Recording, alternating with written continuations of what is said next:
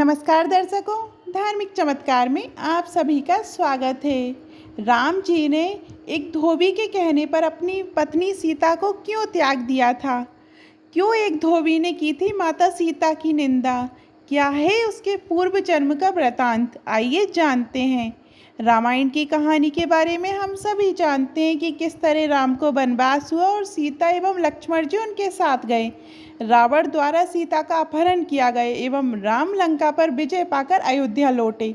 लेकिन अयोध्या लौटने के बाद एक धोबी के द्वारा माता सीता की निंदा की गई थी। लेकिन क्या आप इस धोबी के पूर्व जन्म का वृतांत जानते हैं जो सीता जी से ही जुड़ा हुआ था? आइए जानते हैं। मिथिला नाम की नगरी में महाराज जनक राज्य करते थे। उनका नाम था शीरध्वज। एक बार वे यज्ञ के लिए पृथ्वी जोत रहे थे। उस समय फाल से बनी गहरी रेखा द्वारा एक कुमारी कन्या का प्रादुर्भाव हुआ। रति से भी सुंदर कन्या को देखकर राजा को बड़ी प्रसन्नता हुई और उन्होंने उस कन्या का नाम सीता रख दिया। परम सुंदरी सीता एक दिन सखियों के साथ उद्यान में खेल रही थी। वहाँ उन्हें एक सुख पक्षी का जोड़ा दिखाई दिया जो बड़ा मनोरम था। वे दोनों पक्षी एक पर्वत की चोटी पर बैठकर इस प्रकार बोल रहे थे कि पृथ्वी पर श्री राम नाम से विख्यात एक बड़े सुंदर राजा होंगे। उनकी महारानी सीता जी के नाम से विख्यात होंगी। श्री राम सीता जी के साथ 11,000 वर्षों तक राज्य करेंगे। धन है वे जानकी देवी और धन है वे श्री राम। तोते को ऐसी बातें करते देख सीता जी ने ये सोचा, ये दोनों मेरे ही जीवन की कथा कह रहे हैं, इन्हें पकड़कर सभी बात पूछती हूँ। ऐसा विचार करके उन्होंने अपनी सखियों से कहा, ये पक्षियों का जोड़ा सुंदर है, तुम लोग चुपके से जाकर इसे पकड़ लाओ। सखियाँ उस पर्वत पर गईं और दोनों सुंदर पक्षियों को पकड़ लाईं। सीता जी उन पक्षियों से बोली, तुम दोनों बड़े सुंदर हो, देखो डरना नहीं। बताओ तुम कौन हो और कहाँ से आए हो, और राम कौन है और सीता कौन है, तुम्हें उनकी जानकारी कैसे हुई? सारी बातों को जल्दी जल्दी बताओ, भय ना करो। सीता जी के इस प्रकार पूछने पर दोनों पक्षी सब बातें बताने लगे। देवी, वाल्मीकि नाम से विख्यात एक बहुत बड़े महर्षि हैं। हम दोनों उन्हीं के आश्रम में रहते हैं। महर्षि ने रामायण नाम का एक ग्रंथ बनाया है जो सदा मन को प्रिय जान पड़ता है। उन्होंने शिष्यों को इस रामायण का अध्ययन भी कराया है। रामायण का कलेवर बहुत बड़ा है, हम लोगों ने उसे पूरा सुना है। राम और जानकी कौन है इस बात को हम बताते हैं तथा इसकी सूचना भी देते हैं कि जानकी के विषय में क्या क्या बातें होने वाली है। तुम इसे ध्यान देकर सुनो। महर्षि ऋष्यशृंग के द्वारा कराए हुए पुत्रेष्टि यज्ञ के प्रभाव से भगवान विष्णु राम, लक्ष्मण, भरत और शत्रुघ्न ये 4 शरीर धारण करके प्रकट होंगे और ये उत्तम कथा का गान करेंगी। श्री राम महर्षि विश्वामित्र के साथ भाई लक्ष्मण सहित हाथ में धनुष लिए मिथिला पधारेंगे। उस समय वहाँ वे शिव जी के धनुष को तोड़ेंगे और अत्यंत मनोहर रूप वाली सीता को अपनी पत्नी के रूप में ग्रहण करेंगे। फिर उन्हीं के साथ श्री राम अपने विशाल राज्य का पालन करेंगे। ये तथा और भी बहुत सी बातें वहाँ हमारे सुनने में आई हैं। सुंदरी, हमने तुम्हें सब कुछ बता दिया, अब हम जाना चाहते हैं, हमें छोड़ दो। पक्षियों की ये अत्यंत मधुर बातें सुनकर सीता ने उन्हें मन में धारण किया और पुनः उन दोनों से पूछा, राम कहाँ होंगे, वे किसके पुत्र हैं और कैसे वे आकर जानकी को ग्रहण करेंगे? मनोसप्ताह में उनका श्री विग्रह कैसे होगा? उनके प्रश्न सुनकर सुखी मन ही मन जान गई कि ये ही सीता है।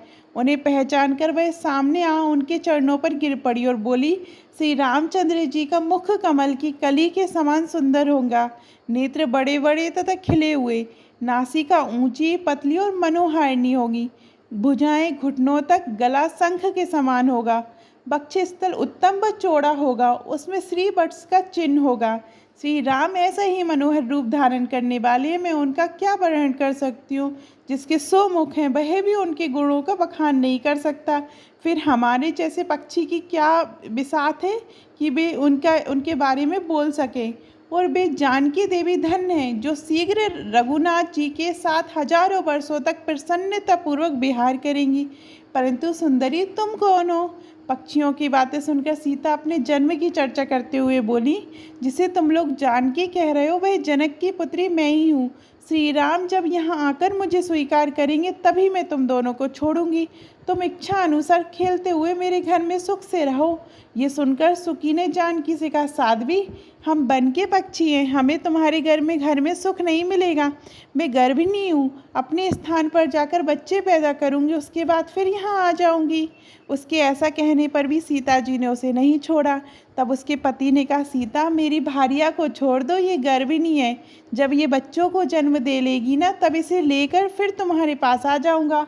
तोते के ऐसे कहने पर जानकी ने कहा, महामते, तुम आराम से जा सकते हो, मगर ये मेरा प्रिय करने वाली है, मैं इसे अपने पास बड़े सुख से रखूँगी। जब सीता ने उस सुकी को छोड़ने से मना कर दिया तब वह पक्षी अत्यंत दुखी हो गया। उसने करुणा युक्त वाणी में कहा, योगी, लोग जो बात करते हैं वह सत्य है, किसी से कुछ ना कहे, मौन होकर रहे, नहीं तो उन्मत्त प्राणी अपने वचन रूपी दोष के कारण ही बंधन में पड़ता है। यदि हम इस पर्वत के ऊपर बैठकर वार्तालाप ना करते होते तो हमारे लिए बंधन कैसे प्राप्त होता, इसलिए मौन ही रहना चाहिए। इतना कहकर पक्षी पुनः बोला, सुंदरी, मैं अपनी इस भार्या के बिना जीवित नहीं रह सकता, इसलिए इसे छोड़ दो। सीता, तुम बहुत अच्छी हो, मेरी प्रार्थना मान लो। इस तरह उसने बहुत समझाया, किंतु सीता ने उसकी पत्नी को नहीं छोड़ा। तब उसकी भार्या ने क्रोध और दुख से व्याकुल होकर जानकी जी को शाप दिया, अरे, जिस प्रकार तू मुझे इस समय अपने पति से अलग कर रही है, वैसे ही तुझे स्वयं भी गर्भिणी की अवस्था में श्री राम से अलग होना पड़ेगा। यूँ कहकर पति वियोग के कारण उसके प्राण निकल गए। उसने श्री रामचंद्र जी का स्मरण तथा पुनः पुनः राम नाम का उच्चारण करते हुए प्राण त्याग दिए। इसलिए उसे ले जाने के लिए एक सुंदर विमान आया और वह पक्षिणी उस पर बैठकर भगवान के धाम को चली गई।